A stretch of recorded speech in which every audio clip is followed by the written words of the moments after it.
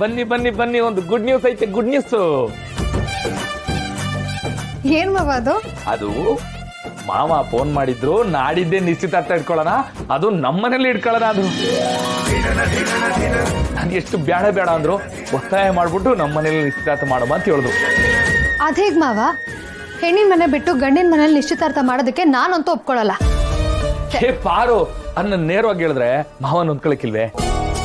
ಅದನ್ನ ನಾನು ಆಮ್ಯಾಕ್ ಮಾತಾಡಿ ಇಲ್ಲೇ ಆಗತ್ತಾರ ಮಾತಾಡ್ತೀನಿ ಬಿಡು. ಆದ್ರೆ ವಿಷಯ ಅದಲ್ಲ. ವಿಷಯ ಏನಪ್ಪಾ ಅಂದ್ರೆ ನಾಡಿದ್ದೇ ನಿಶ್ಚಿತಾರ್ಥ.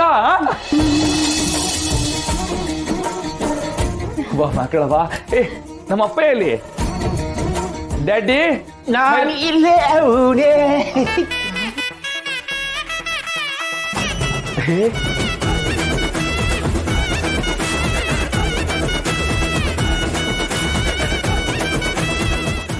ಮಂಕ್ರಪ್ಪ, ಸಂಕ್ರಪ್ಪ, ಅಲ್ಲ ನಿನ್ ಸಾಕ್ ಕೊಡು ಪರವಾಗಿಲ್ಲ, ಆದ್ರೆ ಎದೆ ಬಡ್ತಾನೆ ನಿನ್ ತಗೋತಾರ ಸಾಕ್ ಕೊಡ್ಬೇಡ. ಏನಪ್ಪಯ್ಯ ಇದು ನಿನ್ ವೇಷ? ಅಲ್ಲ, ಇದು ನಿಜವಾಗ್ಲೂ ನಮ್ಮಪ್ಪಯ್ಯನೇನಾ? ಈ ಇನ್ಸ್ಟಾಗ್ರಾಮ್ ಅಲ್ಲೆಲ್ಲ before and after make over ಹಾಕ್ತಾರಲ್ಲ ರೀಲ್ಸ್ ಅಲ್ಲಿ, ಹಂಗಿದೆ ಇದು. ಏ ಅದು ರೀಲ್ ಅಲ್ಲ ಕಣವ, ಇದು ರಿಯಲ್. ಹೇಳವ ಹೆಂಗೈತೆ ನನ್ನ ಹೊಸ ಲುಕ್ಕು?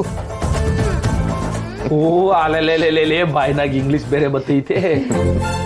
ಅಲ್ಕಣಪ್ಪಯ್ಯ, ನಿನ್ ನೋಡಿ ಬೋ ಖುಷಿ ಆಗ್ಬಿಡ್ತಪ್ಪಯ್ಯ. ನೀನ್ ಯಾವಾಗ್ಲೂ ಹಿಂಗೆ ಇರ್ಬೇಕು. ಅಲ್ಲ, ಒಂದ್ ತಿಂಗಳಿಂದೆ ನೀನೇನ ಕುಡಿದ್ಬಿಟ್ಟು ಬೀದಿಲ್ ಬಿದ್ದಿದ್ದು ಅಂತ ಯೋಚನೆ ಮಾಡಿದ್ರೆ ನನ್ ನಂಬಕ್ಕೆ ಹಾಕಿಲ್ಲಪ್ಪಯ್ಯ. ಪಾರು ನೋಡ್ದ, ನಮ್ಮಪ್ಪಯ್ಯನ ಕುಡ್ತಾ ಬಿಡಿಸಿ ಯಾವ ಮಠಕ್ಕೆ ತಂದ್ಬಿಟ್ಟೆ ನೀನು. ಅಯ್ಯಯ್ಯೋ, ಕುರ್ತೆ ಬಿಡ್ಸಿದ್ ನಾನೇ, ಆದ್ರೆ ಡ್ರೆಸ್ ಸೆನ್ಸ್ ನಂದಲ್ಲ. ಇದೆಲ್ಲ ನಂದೇ ಕಣವ. ಇನ್ಯಾಕೆ ನಾನು ಹಿಂಗೆ ಒಳ್ಳೆ ಜಮೀನ್ದಾರ ಕಂಡಂಗ್ ಕಾಣ್ತೀಯ. ನಿನ್ ಹಿಂಗ್ ನೋಡಿ ಸಾನೆ ವರ್ಷ ಆಗ್ಬಿಟ್ಟಿತ್ತು. ಅಂದ್ರೆ ಮಾವಯ್ಯ ಮೊದ್ಲು ಹಿಂಗೆ ಇದ್ರಾ? ಏ ಇದಕ್ಕಿನ್ನ ಬೋಸ್ ಅಂದಾಗಿದ್ರು. ನಾವು ಮುಂಚೆ ಬೋಸ್ ಅಂದಾಗಿದ್ವಂತೆ. ಆದ್ರೆ ನಮ್ಮ ಅವ್ವನ್ ದುರ್ಬುದ್ಧಿಯಿಂದ ಅವಳ ಜೊತೆಗೆ ಎಲ್ಲ ಹೊಂಟೋಯ್ತು. ಏ ಶಿವ, ಮಾನವ ಹೇಳಿಲ್ವಾ ನಿನ್ ಮೂಗಿನ ನೇರಕ್ಕೆ ಮಾತಾಡಂಗಿಲ್ಲ ಅಂತ?